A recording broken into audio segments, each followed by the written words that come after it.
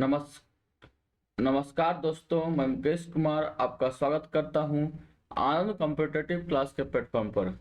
आइए आज हम लोग देखेंगे एक नया चैप्टर आपका संविधान। आज हम लोग पॉलिटी को देखेंगे। आज पॉलिटी में हम लोग क्या देखेंगे? संवैधानिक विकास पर आधारित प्रश्न। 20 महत्वपूर्ण प्रश्न है संवैधानिक विकास पर आधारित प्रश्न।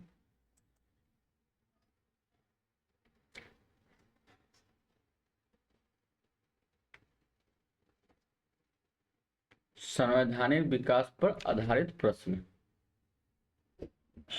ठीक है। आज हम लोग पॉलिटी से स्टार्ट करेंगे। संवैधानिक विकास पर आधारित प्रश्न, इसमें हम आपको 20 महत्वपूर्ण प्रश्न जो कि संवैधानिक विकास से संबंधित है, जो कि पॉलिटी में आपको पढ़ना पड़ता है। महत्वपूर्ण 20 प्रश्न को देखेंगे। चलिए स्टार्ट करते हैं। आज का पहला प्रश्न,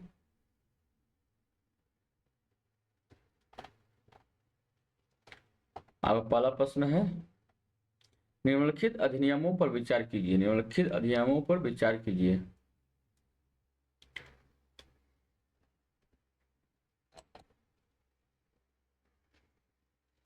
निम्नलिखित अधिनियमों पर विचार कीजिए, ठीक है। पहला है आपका 1793 का अधिनियम, 1813 का अधिनियम, तीसरा आपका 1833 का अधिनियम, चार आपका 1853 का अधिनियम। तो उपयुक्त में से कौन से अधिनियम चार्टर अधिनियम के नाम से जाने जाते हैं? तो बताना है कि कौन सा अधिनियम आपको चार्टर अधिनियम के नाम से जाना जाता है।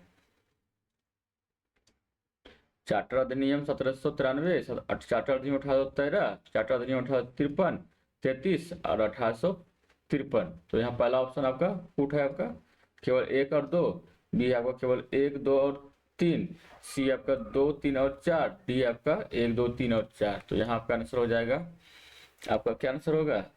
यहाँ ऑप्शन आपका डी आंसर राइट आंसर होगा, ठीक है। यहाँ हम लोग आपको चार्टर अधिनियम किसे कहते हैं? 1793 का अधिनियम, 1813 का अधिनियम और 1833 का अधिनियम, 1853 का अधिनियम, इसे चारों को चार्टर अधिनियम के नाम से जानते हैं। और नेक्स्ट क्वेश्चन देखते हैं। एक्सप्रेशन देखते हैं, उपयुक्त सभी अधिनियम चार्टर अधिनियम के नाम से जाना जाता है। 1786 से एवं 1786 एवं 1853 के बीच ब्रिटिश संसद ने कंपनी के मामलों में 4 प्रमुख चार्टर अधिनियम पारित किए। उपरोक्त चार्टर अधिनियम 20-20 वर्ष के अंतराल पर पारित किए गए। इन्हें चार्टर अधिनियम इसीलिए कहा जाता है क्योंकि इन अधिनियमों के द्वारा कंपनी की आज्ञा पत्र अवधि बढ़ाने के साथ साथ कंपनी के अधिकार, कंपनी एवं सरकार के बीच संबंध, कंपनी के भारतीय प्रशासन में समय समय पर महत्वपूर्ण बदलाव किए गए। यह चार्टर अधिनियम इसलिए कहा जाता है क्योंकि इन अधिनियमों के द्वारा कंपनी की आज्ञा पत्र जो कि व्यापार करने की या भारत पर शासन करने की जो आज्ञा पत्र था, जिसे आज्ञा पत्र को ही चार्टर कहते हैं, अवधि बढ़ाने के साथ साथ कंपनी का अधिकार, कंपनी के कितने अधिकार होंगे, जो सरकार का कितना अधिकार होगा, कंपनी और सरकार के बीच संबंध, और कंपनी के भारतीय प्रशासन में समय समय पर बदलाव किए गए। ठीक, नेक्स्ट क्वेश्चन देखेंगे। निम्नलिखित में से कौन सा कथन असत्य है? असत्य बताना है, ठीक है। निम्नलिखित में से कौन सा कथन क्या है? असत्य है। ए ऑप्शन है आपका।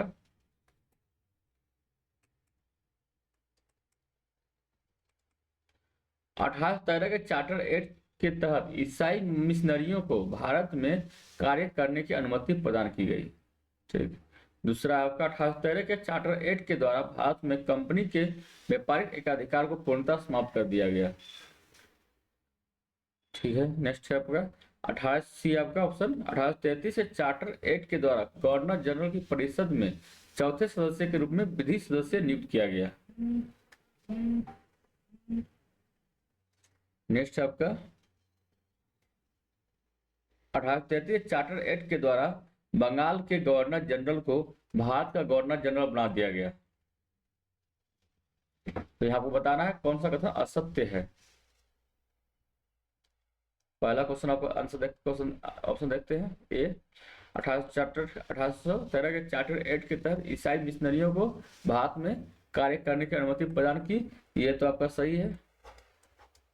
बी ऑप्शन है 1813 के चार्टर एक्ट के द्वारा भारत में कंपनी के व्यापारिक अधिकार को पूर्णतः समाप्त कर दिया गया, ये आपका गलत है। आपका यहाँ चाय और चीन के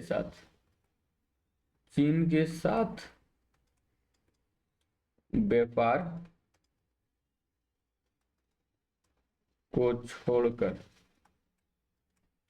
बाकी सब अधिकार समाप्त कर दिया गया था, तो इसलिए आपका खत्म हो जाएगा, गलत हो जाएगा। आपको पूर्ण रूप से चार्टर एक्ट कब समाप्त हुआ?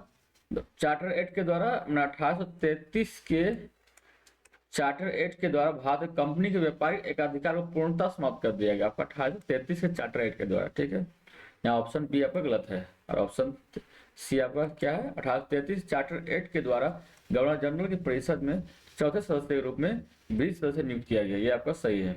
नेक्स्ट 1833 चार्टर एक्ट के द्वारा बंगाल के गवर्नर जनरल को भारत का गवर्नर जनरल बना दिया गया, ये भी सही है। नेक्स्ट देखेंगे, नेक्स्ट प्रश्न देखते हैं। आपका 1813 के चार्टर एक्ट द्वारा भारत में कंपनी के व्यापारिक एकाधिकार को समाप्त कर दिया गया, परंतु चाय एवं चीन पर कंपनी के व्यापारिक एकाधिकार बना रहा। 1813 के चार्टर एक्ट के द्वारा भारत में ईसाई धर्म के प्रचार की अनुमति दी गई। नेक्स्ट 1833 चार्टर एक्ट के अनुसार क्या है? 1833 चार्टर एक्ट के तहत गवर्नर जनरल की परिषद में 20 सदस्य के रूप में चौथे सदस्य की नियुक्ति की गई। लॉर्ड मैकाले को 20 सदस्य के रूप में नियुक्त किया गया, जो प्रथम था। 20 सदस्य में नियुक्त होने वाला प्रथम व्यक्ति कौन था? Lord Macaulay. लॉर्ड मैकाले की अध्यक्षता में भारत में पहला विधि आयोग का गठन किया गया। ठीक, ये याद रखना, विधि आयोग का गठन प्रथम किसकी अध्यक्षता में किया गया? तो आपका लॉर्ड मैकाले होगा। 1833 से चार्टर एक्ट के तहत बंगाल के गवर्नर जनरल को भारत का गवर्नर जनरल बना दिया गया।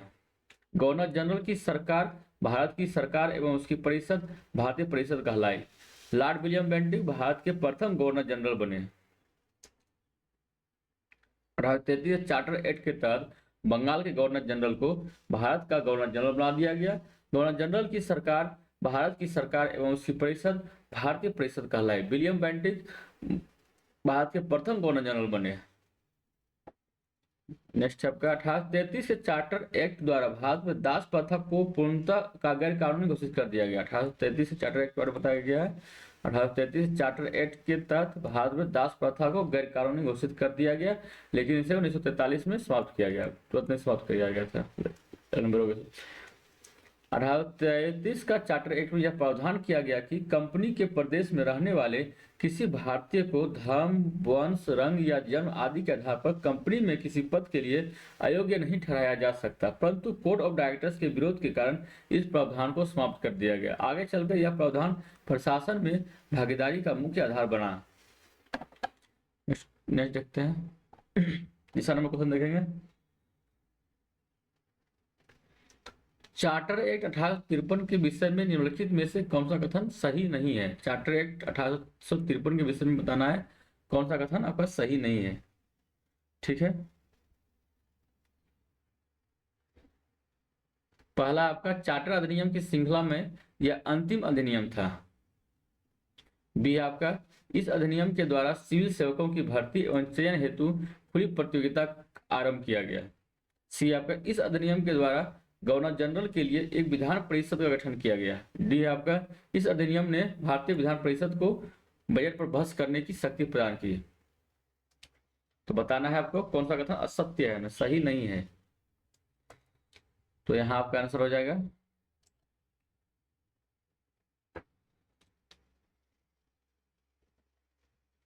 यहाँ आपका राइट आंसर क्या होगा? Option D. ऑप्शन डी आपका राइट आंसर होगा, न कि ये आपका सही नहीं। इस अधिनियम ने भारत विधान परिषद को बजट पर बहस करने की शक्ति प्रदान की, ये नहीं प्रदान किया था।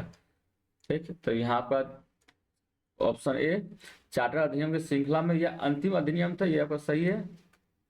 इस अधिनियम के द्वारा सिविल सेवकों की भर्ती और चयन हेतु खुली प्रतियोगिता की आरंभ किया गया, ये भी सही है। लॉर्ड डलहौजी के समय में इस अधिनियम के द्वारा गवर्नर जनरल के लिए एक विधान परिषद का गठन किया गया, ये भी सही है। गवर्नर जनरल के लिए एक विधान परिषद का गठन किया गया। डी आपका सही नहीं है, बजट पर बहस करने की शक्ति प्रदान नहीं की गई थी। प्रश्न देखते हैं। विधान परिषद को बजट पर बहस करने की शक्ति भारतीय परिषद अधिनियम 1892 के द्वारा प्राप्त हुई थी। विधान परिषद को बजट पर बहस करने की शक्ति भारतीय परिषद अधिनियम 1892 के द्वारा प्राप्त हुई थी। 1793 से 1853 के बीच के दौरान पारित किए गए चार्टर अधिनियमों की श्रृंखला में यह अंतिम अधिनियम था। इस अधिनियम द्वारा सिविल सेवकों की भर्ती एवं चयन हेतु खुली प्रतियोगिता की व्यवस्था की आरंभ हुई। 1854 में भारतीय सिविल सेवा के प्रबंध में मैकाले समिति का गठन किया गया। याद रखना है, मैकाले समिति गठन कब किया गया? तो 1854 में भारतीय सिविल सेवा के संबंध में किया गया। नेक्स्ट आपका गवर्नर जनरल की परिषद में कानून निर्माण में सहायता देने के लिए 6 नए सदस्यों की नियुक्ति की गई।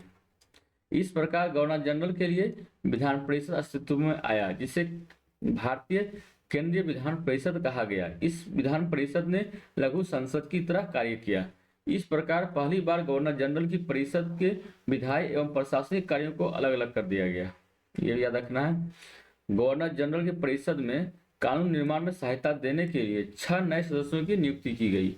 इस प्रकार गवर्नर जनरल के लिए विधान परिषद अस्तित्व में आया, जिसे भारतीय या केंद्रीय विधान परिषद कहा गया। इस विधान परिषद ने लघु संसद की तरह कार्य किया। इस प्रकार पहली बार गवर्नर जनरल की परिषद के विधायी एवं प्रशासनिक कार्यों को अलग अलग कर दिया गया। नेक्स्ट है, इस अधिनियम के तहत पहली बार भारतीय विधान परिषद में स्थानीय प्रतिनिधित्व प्रारंभ किया गया। इस अधिनियम द्वारा बंगाल के लिए एक पृथक लेफ्टिनेंट गवर्नर की नियुक्ति की गई एवं गवर्नर जनरल को बंगाल के शासन भार से मुक्त कर दिया गया। और नेक्स्ट क्वेश्चन देखेंगे।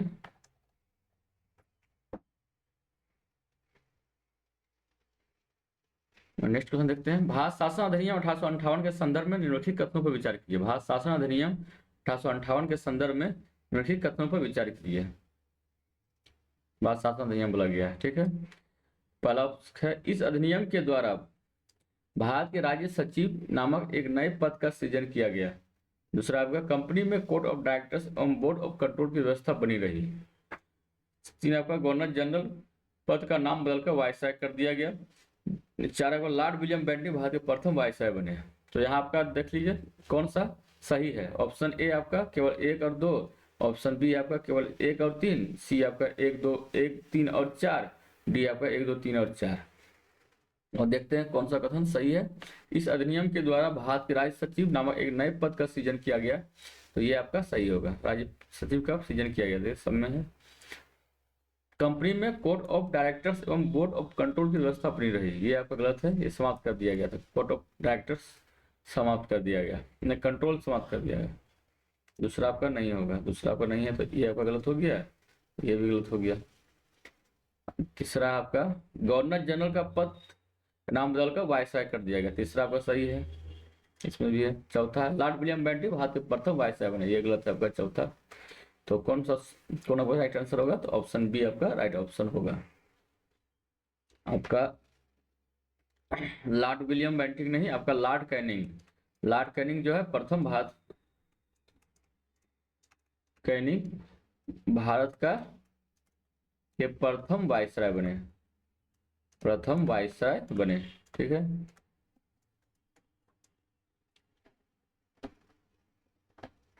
देखते एक्सप्लेनेशन क्या है।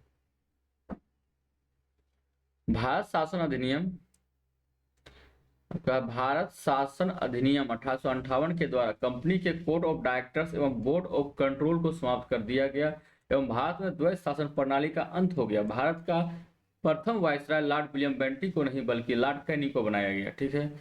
इस अधिनियम के द्वारा भारत के राज्य सचिव नामक एक नए पद का सृजन किया गया। यह सचिव ब्रिटिश मंत्रिमंडल का सदस्य होता था एवं भारतीय मामलों में ब्रिटिश संसद के प्रति उत्तरदायी होता था। भारतीय प्रशासन एवं नियंत्रण की संपूर्ण शक्ति राज्य सचिव में निहित थी। भारत सचिव की सहायता के लिए 15 सदस्य एक परिषद का गठन किया गया। यह परिषद एक सलाहकार समिति थी। परिषद का अध्यक्ष भारत सचिव को बनाया गया था। नेक्स्ट, गवर्नर जनरल का पद वायसराय कहलाने लगा क्योंकि इस अधिनियम के तहत कंपनी के शासन को समाप्त कर दिया गया। भारत का शासन सीधे महारानी विक्टोरिया के अधीन चला गया। गवर्नर जनरल अब सम्राट के प्रतिनिधि की हैसियत से कार्य करने लगा। संचालक मंडल, नियंत्रण मंडल एवं गवर्नर जनरल की सभी शक्तियां परिषद सहित भारत सचिव में केंद्रित कर दी गई, जो संसद के प्रति उत्तरदायी थी। भारत सचिव की परिषद को निगमित निकाय, कॉर्पोरेट बॉडी घोषित किया गया, जिस पर इंग्लैंड एवं भारत में दावा किया जा सकता था। नई व्यवस्था का प्रारंभ महारानी विक्टोरिया की घोषणा के साथ हुआ, जिसकी घोषणा इलाहाबाद में आयोजित एक विशेष दरबार में 1 नवंबर 1858 में की गई थी। 1 नवंबर 1858 में की गई थी। ठीक है, नेक्स्ट क्वेश्चन है आपका।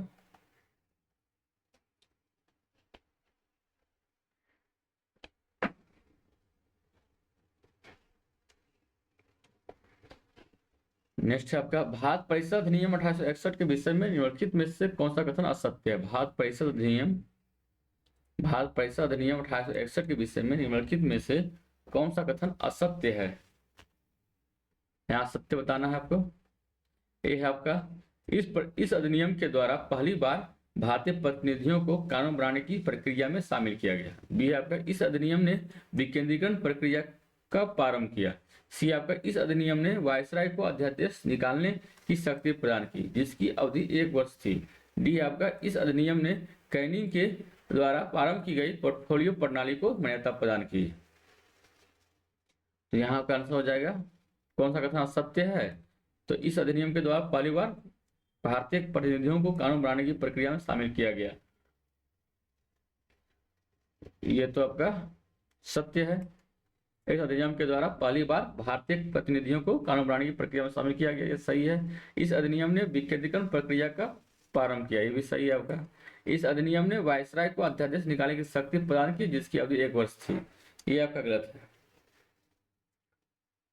5 नंबर क्वेश्चन का सी आपका गलत है, ये आपका गलत है। ठीक है, इस अधिनियम ने कैनिंग के द्वारा प्रारंभ की गई पोर्टफोलियो प्रणाली को मान्यता प्रदान की है। आपका ये सही है, आपका ये सही है, अब ये सही है, ये आपका गलत है। तो इस प्रकार से आंसर आपका ये होगा, ऑप्शन सी आपका राइट आंसर होगा। एक्सप्लेनेशन देखते हैं।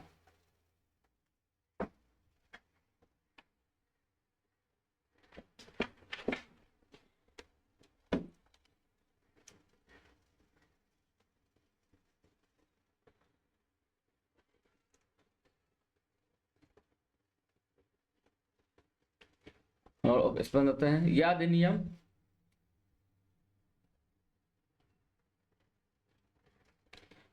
अधिनियम वायसराय को आपातकाल में परिषद की संस्तुति के बिना अध्यादेश जारी करने की शक्ति प्रदान करता है, परंतु इसकी अवधि 1 वर्ष नहीं बल्कि 6 माह होती है।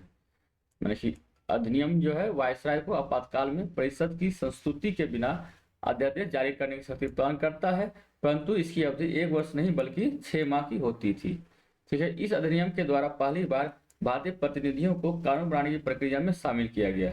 इस अधिनियम सन 1862 में लॉर्ड कैनिंग द्वारा 3 भारतीयों बनारस के राजा, पटियाला के महाराजा एवं सर दिनकर राव को गैर सरकारी सदस्य के रूप में विधान परिषद में मनोनीत किया। इस अधिनियम द्वारा रेगुलेटिंग एक्ट 1773 प्रारंभ की गई, केंद्रीकरण की प्रवृत्ति को बदल दिया गया एवं विकेंद्रीकरण की प्रक्रिया प्रारंभ हुई। मद्रास एवं मुंबई प्रेसिडेंसी की विधायी शक्तियां समाप्त कर दी गई। इस अधिनियम के आधार पर बंगाल 1862, उत्तर पश्चिम सीमा प्रांत 1866 एवं पंजाब 1897 में विधान परिषद का गठन हुआ। इस अधिनियम ने लॉर्ड कैनिंग द्वारा 1859 में प्रारंभ की गई पोर्टफोलियो प्रणाली को प्रारंभ की गई। पोर्टफोलियो प्रणाली को मान्यता प्रदान की।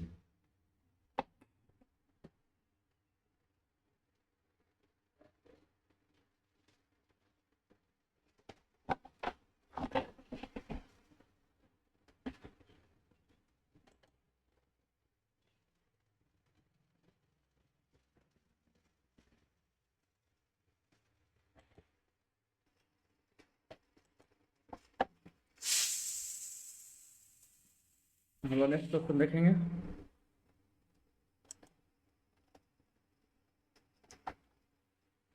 भारतीय परिषद अधिनियम 1909 के संदर्भ में निम्नलिखित कथनों पर में से कौन सा कथन सत्य है? भारतीय परिषद अधिनियम 1909 के संदर्भ में निम्नलिखित में से कौन सा कथन सत्य है? पहला है, इस अधिनियम के द्वारा पहली बार विधान परिषद को बजट पर बहस करने की शक्ति प्राप्त हुई। दूसरा आपका, इस अधिनियम के द्वारा सांप्रदायिक निर्वाचन प्रणाली की शुरुआत हुई। तीसरा आपका, यह अधिनियम मॉन्टेस्क्यू चेम्सफोर्ड सुधार के नाम से जाना जाता है। तो नीचे दिए कोड का प्रयोग कर सही उत्तर का चयन कीजिए। पहला ऑप्शन आपका केवल 1 और 2, बी आपका केवल 2, सी आपका 1 और 3, डी आपका 1, 2 और 3। भारतीय परिषद अधिनियम 1909 के संदर्भ में निम्नलिखित कथनों पर विचार कीजिए। कौन सा कथन सत्य है? इस अधिनियम के द्वारा पहली बार विधान परिषद को बजट पर बहस करने की शक्ति प्राप्त की गई, ये आपका गलत है। इस अधिनियम के द्वारा सांप्रदायिक निर्वाचन प्रणाली की शुरुआत हुई, ये आपका सही है 2 नंबर। इस अधिनियम ने मॉन्टेस्क्यू चेम्सफोर्ड सुधार के नाम से जाना जाता है, ये गलत है। तो यहाँ आपका आंसर केवल होगा बी ऑप्शन केवल 2। आंसर केवल आपका 2 आपका राइट आंसर होगा। ठीक है, बी ऑप्शन राइट आंसर होगा। और इस प्रश्न देखते हैं। विधान परिषद को बजट पर बहस करने का अधिकार पहली बार भारत परिषद अधिनियम 1892 के द्वारा प्रदान किया गया था, परंतु बजट पर मतदान करने एवं पूरा प्रश्न पूछने की शक्ति प्रदान नहीं की गई थी। विधान परिषद को बजट पर बहस करने का अधिकार पहली बार भारत परिषद अधिनियम 1892 द्वारा प्रदान किया गया था, परंतु बजट पर मतदान करने एवं पूरा प्रश्न पूछने की शक्ति प्रदान नहीं की गई थी। बजट पर मतदान करने एवं पूरा प्रश्न पूछने तथा सार्वजनिक हित के विषयों पर प्रस्ताव पेश करने की शक्ति विधान परिषद को भारतीय परिषद अधिनियम 1909 के द्वारा प्राप्त हुई थी। इस अधिनियम के द्वारा सांप्रदायिक निर्वाचन प्रणाली अथवा पृथक निर्वाचन की व्यवस्था की गई, अर्थात मुस्लिम सदस्यों को चुनाव केवल मुस्लिम मतदाता ही कर सकते थे। इस अधिनियम को मार्ले मिंटो सुधार के नाम से जाना जाता है, ठीक है, न कि मॉन्टेस्क्यू चेम्सफोर्ड सुधार के नाम से। मार्ले भारत सचिव और मिंटो भारत के वायसराय थे। मार्ले क्या थे? भारत के सचिव, और मिंटो आपका वायसराय थे। लॉर्ड मिंटो को सांप्रदायिक निर्वाचन के नाम से जाना जाता है। सत्येंद्र सिन्हा वायसराय की कार्यकारी परिषद के प्रथम भारतीय सदस्य बने, इन्हीं ब्रिटिश सदस्य बनाया गया।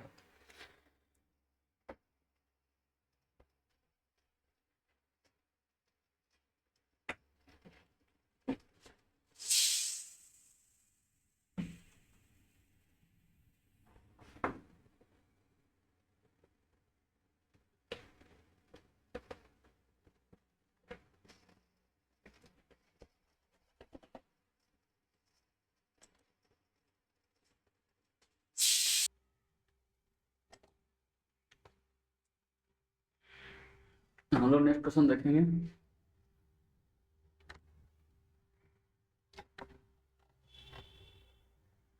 आपका 7वां नंबर क्वेश्चन है।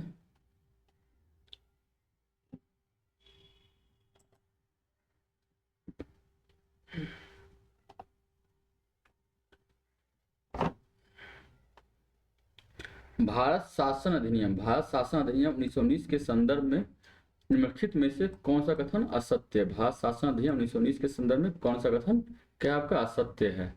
तो यहाँ हो जाएगा, इस अधिनियम ने भारत में आंशिक रूप से उत्तरदायी शासन व्यवस्था की स्थापना की। बी आपका, इस अधिनियम के द्वारा केंद्र में द्विसदनीय व्यवस्था प्रारंभ की गई। सी आपका, इस अधिनियम द्वारा केंद्र में द्वैध शासन की स्थापना की गई। या डी है आपका, इस अधिनियम द्वारा पृथक निर्वाचन प्रणाली का विस्तार किया गया। बताना आपका कौन सा कथन असत्य है। तो आपका असत्य हो जाएगा, आपका कौन सा कथन असत्य होगा? तो आपका बताइए। पहला ऑप्शन देखते हैं, इस अधिनियम ने भारत में आंशिक रूप से उत्तरदायी शासन व्यवस्था की स्थापना की, ये आपका सही है। बी है आपका, इस अधिनियम के द्वारा केंद्र में द्विसदनीय व्यवस्था प्रारंभ की गई, ये भी आपका सही है। इस अधिनियम द्वारा केंद्र में द्वैध शासन की स्थापना की गई, ये गलत है। केंद्र में नहीं, आपका प्रांत में द्वैध शासन की स्थापना किया गया। प्रांत में द्वैध शासन की स्थापना कहाँ किया गया? प्रांत में किया गया। और आपका डी है, इस अधिनियम द्वारा पृथक निर्वाचन प्रणाली का विस्तार किया गया। तो आपका ए, बी और डी आपका सही है। तो क्या आंसर होगा? यहाँ असत्य बोला है, तो आपका ऑप्शन सी आपका राइट आंसर होगा। ठीक है, हम नेक्स्ट एक्सप्रेशन देखते हैं। भारत शासन अधिनियम 1919 के द्वारा केंद्र में नहीं बल्कि प्रांतों में द्वैध शासन प्रणाली की स्थापना हुई। ठीक है, प्रांतीय विषयों को 2 भागों में विभाजित किया गया था, हस्तांतरित एवं आरक्षित विषय, हस्तांतरित विषय और आरक्षित विषय में विभाजित किया गया था। हस्तांतरित विषय पर गवर्नर का शासन होता था और इन कार्यों में वह उन मंत्रियों की सहायता लेता था जो विधान परिषद के प्रति उत्तरदायी थे। आरक्षित विषयों पर गवर्नर कार्यपालिका परिषद की सहायता से कार्य करता था और कार्यपालिका परिषद विधान परिषद के प्रति उत्तरदायी नहीं थी। शिक्षा, स्वास्थ्य आदि हस्तांतरित विषय थे, जबकि पुलिस हस्तांतरित विषय में क्या है, शिक्षा, स्वास्थ्य आदि, जब पुलिस, जेल, न्याय, वित्त और राजस्व आदि आपके आरक्षित विषय थे। भारत शासन अधिनियम 1919 ने भारत में आंशिक रूप से उत्तरदायी शासन की स्थापना की। इस अधिनियम के द्वारा ब्रिटिश संसद ने पहली बार भारत में उत्तरदायी शासन की दिशा में कदम बढ़ाया। इस अधिनियम में प्रांतीय स्तर पर संसदीय शासन व्यवस्था की झलक मिलती है। प्रांतीय स्तर पर संसदीय शासन व्यवस्था की क्या मिलती है, झलक मिलती है। नेक्स्ट आपका, इस अधिनियम द्वारा केंद्र में पहली बार द्विसदनीय व्यवस्था प्रारंभ की गई। केंद्र में आपका द्विसदनीय व्यवस्था प्रारंभ की गई थी। पहला आपका राज्य परिषद, ऊपरी सदन में 5 वर्ष के लिए, विधान सभा लेजिस्लेटिव असेंबली निचला सदन में जो 3 वर्ष के लिए चुना जाता था। द्विसदन में कौन कौन है, राज्य परिषद है, दूसरा विधानसभा है। राज्य परिषद में आपका काउंसिल ऑफ स्टेट ऊपरी सदन में 5 वर्ष के लिए, विधानसभा में लेजिस्लेटिव असेंबली में निचला सदन के लिए 3 वर्ष के लिए। इस अधिनियम द्वारा पृथक निर्वाचन प्रणाली का विस्तार मुस्लिमों के अलावा सिखों, भारतीय, ईसाइयों, आंग्ल भारतीयों एवं यूरोपियों तक किया गया। इस अधिनियम द्वारा पृथक निर्वाचन प्रणाली का विस्तार मुस्लिमों को छोड़कर, मुस्लिमों तो 1919 में ही मिल गया था इसको, के अलावा सिखों, भारतीय, ईसाइयों, आंग्ल भारतीयों एवं यूरोपीय को तक किया गया था। इस अधिनियम द्वारा केंद्र एवं प्रांतीय विषयों की सूची पहचान कर पृथक किया गया तथा केंद्र एवं प्रांतीय विधान परिषदों को अपनी सूचियों के विषय पर विधान बनाने की शक्ति प्रदान की गई। यातायात, डाकतार, सुरक्षा, वैसी मामले केंद्रीय विषय के अंतर्गत तथा कृषि, शिक्षा, स्वास्थ्य, स्थानीय प्रशासन प्रांतीय विषयों के अंतर्गत शामिल किए गए। संपत्ति कर या शिक्षा के आधार पर सीमित संख्या में लोगों को मताधिकार प्रदान किया गया। इस अधिनियम के द्वारा एक लोक सेवा आयोग का गठन किया गया तथा ली आयोग की सिफारिश पर सन 1926 में सिविल सेवकों की भर्ती के लिए केंद्रीय लोक सेवा आयोग का गठन किया गया। ठीक है, ली आयोग की सिफारिश में याद रखना है, आपका केंद्रीय लोक सेवा आयोग का गठन 1926 में किया गया। इस अधिनियम द्वारा केंद्रीय बजट को राज्यों के बजट से अलग कर दिया गया। इस अधिनियम के द्वारा एक वैधानिक आयोग का गठन किया गया। इस अधिनियम द्वारा लंदन में भारत के उच्चायुक्त कार्यालय का सृजन किया गया। लंदन में भारत के उच्चायुक्त कार्यालय का सृजन किया गया। भारत शासन अधिनियम 1919 मॉन्टेग्यू चेम्स पर सुधार पर आधारित है, जिसकी घोषणा 20 अगस्त 1917 में की गई थी। भारत शासन अधिनियम का 1919 मॉन्टेग्यू चेम्स पर सुधार पर आधारित है, जिसकी घोषणा अगस्त 1920 में की गई थी। यह अधिनियम 1921 में लागू हुआ तथा 1937 तक भारत में लागू रहा, जब तक कि 1900 पहला चुनाव न हो गया था। ध्यान से नेक्स्ट देखते हैं, निम्नलिखित कथनों पर विचार कीजिए। पहला है प्रांतीय स्वायत्तता, प्रांतों में द्वैत शासन। तीसरा संघीय व्यवस्था, संघीय न्यायालय की स्थापना। पांचवा पर भारतीय रिजर्व बैंक की स्थापना। तो उपरोक्त में से कौन से भारत शासन अधिनियम 1935 के संदर्भ में सही है, आपको बताना ही कौन सा भारत शासन अधिनियम 1935 के संदर्भ में सही है। ए है केवल 1, 2 और 3, बी है आपका 1, 2, 3 और 4, डी है, सी आपका 1, 3, 4 और 5, डी है उपयुक्त में से सभी। तो यहाँ आपका आंसर हो जाएगा ऑप्शन सी आपका राइट आंसर है। मतलब 2 नहीं, प्रांतों में द्वैत शासन नहीं, यहाँ प्रांतों में द्वैत शासन को समाप्त कर दिया गया और आपका केंद्र में द्वैत शासन लागू किया गया था। ठीक है, प्रांतीय स्वायत्तता, संघीय व्यवस्था, संघीय न्यायालय की स्थापना, भारतीय रिजर्व बैंक की स्थापना, ये आपका भारत शासन अधिनियम 1935 के तहत किया गया था। नेक्स्ट प्रश्न देखते हैं, भारत शासन अधिनियम 1935 के द्वारा अधिनियम 1919 में लागू की गई प्रांतों में द्वैत शासन व्यवस्था समाप्त करके केंद्र में द्वैत शासन की स्थापना की गई। केंद्रीय विषयों को आरक्षित एवं हस्तांतरित भागों में विभाजित किया गया। प्रतिरक्षा, विदेशी मामले, धार्मिक मामले, ईसाई धर्म संबंधी तथा कबायली क्षेत्र आरक्षित विषय थे। इस अधिनियम के द्वारा प्रांतीय स्वायत्तता लागू की गई, क्योंकि प्रत्येक प्रांत में एक कार्यपालिका एवं विधान मंडल की स्थापना की गई थी। गवर्नर को उन मंत्रियों की सलाह पर कार्य करना पड़ता था जो विधान परिषद के प्रति उत्तरदायी होते थे। इस अधिनियम के द्वारा एक अखिल भारतीय संघ की स्थापना का प्रावधान किया गया था, जो ब्रिटिश शासन के प्रांतों एवं उन देशी रियासतों जो स्वेच्छा से शामिल होना चाहते थे से मिलकर बनने वाला था। 3 सूचियां, संघ सूची, राज्य सूची एवं समवर्ती सूची का बंटवारा केंद्र और राज्यों के बीच होना था। अवशिष्ट शक्तियां वायसराय को दी गई थी, परंतु यह अखिल भारतीय संघ अस्तित्व में आ ना सका क्योंकि देशी रियासतों ने इसमें शामिल होने से इनकार कर दिया गया। आखिर भारतीय संघ आपका अस्तित्व में नहीं आ सका, क्या कारण था इसका? क्योंकि देशी रियासतों ने इसमें शामिल होने से इनकार कर दिया गया था।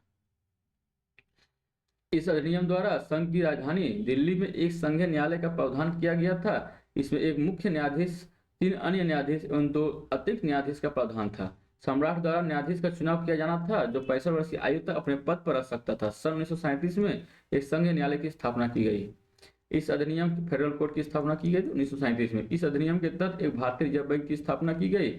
इस अधिनियम के द्वारा संघीय लोक सेवा के अतिरिक्त प्रांतीय सेवा आयोग एवं 2 या अधिक राज्यों के लिए संयुक्त सेवा आयोग की स्थापना की गई। गवर्नर जनरल आपातकाल की घोषणा कर 6 माह के लिए केंद्र सरकार के सभी कार्यों को सीधे अपने उत्तरदायित्व में ले सकता था। आपातकाल की घोषणा करके गवर्नर जनरल का 6 माह तक के लिए केंद्र सरकार के सभी कार्यों को सीधे अपने उत्तरदायित्व में ले सकता था। नेक्स्ट क्वेश्चन है, निम्नलिखित में से कौन सा कथन सही नहीं है? ठीक है, बताना कौन सा कथन सही नहीं है। ये है आपका भारत शासन अधिनियम 1935 के प्रावधानों के अनुरूप बर्मा को भारत से अलग कर दिया गया। ठीक है, बी है आपका भारत में वर्तमान भारत में राष्ट्रपति को अध्यादेश निर्गत करने की शक्ति भारत शासन अधिनियम 1935 से प्रेरित है। सी आपका भारत शासन अधिनियम 1935 में भारत के लिए एक लिखित संविधान का प्रावधान किया गया था। डी आपका भारत शासन अधिनियम 1935 में पहली बार प्रांतीय स्तर पर द्विसदनीय विधानमंडल की स्थापना की गई थी।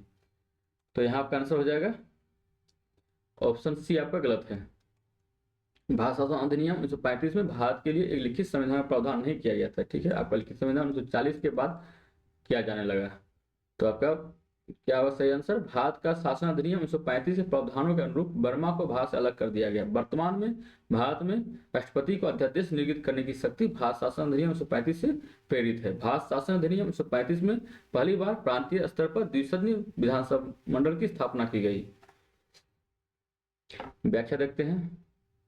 भारत शासन अधिनियम 1935 में भारत के लिए एक लिखित संविधान का उल्लेख नहीं किया गया था। भारत में संविधान का सर्वप्रथम उल्लेख क्रिप्स मिशन में किया गया है, ये आपको ध्यान रखना है। क्रिप्स मिशन में किया गया संविधान का लिखित का उल्लेख किया गया है।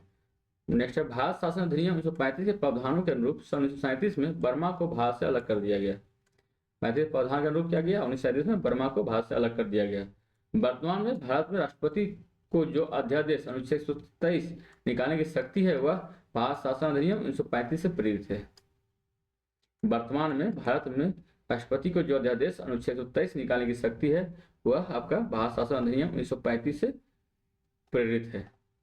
ठीक है, नेक्स्ट है आपका भारत शासन अधिनियम 1935 में प्रांतीय स्वायत्तता का प्रावधान किया गया था। इसके तहत एक प्रांतीय कार्यपालिका एवं प्रांतीय विधानमंडल का प्रावधान किया गया। इस अधिनियम द्वारा प्रांतीय स्तर पर पहली बार द्विसदनीय विधानमंडल की स्थापना की गई थी। 6 प्रांतों में 2 सदनों की व्यवस्था थी, मद्रास मुंबई, मद्रास बंबई, बंगाल, बिहार, संयुक्त प्रांत एवं असम में 2 सदन की व्यवस्था थी। भारत शासन अधिनियम 1935 श्वेत पत्र पर आधारित है, व्हाइट पेपर पर आधारित है, जो जिसे विभिन्न गोलमेज सम्मेलन के परिणाम स्वरूप तैयार किया गया था।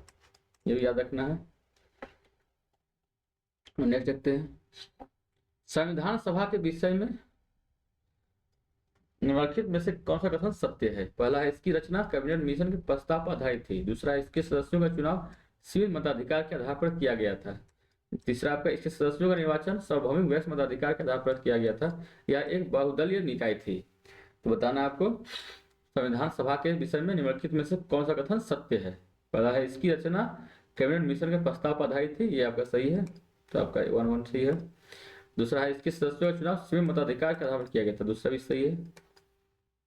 दूसरा, इसके सदस्यों का निर्वाचन सार्वभौमिक वैश्य मताधिकार के आधार पर किया गया था, ये गलत है। तीसरा आपका गलत हो गया था, ये खत्म, तो ये खत्म। चौथा, यह एक बहुदलीय निकाय थी, तो ये भी सही है, तो आपका आंसर हो जाएगा सी ऑप्शन राइट आंसर होगा। 1, 2 और 4 आंसर आपका राइट होगा।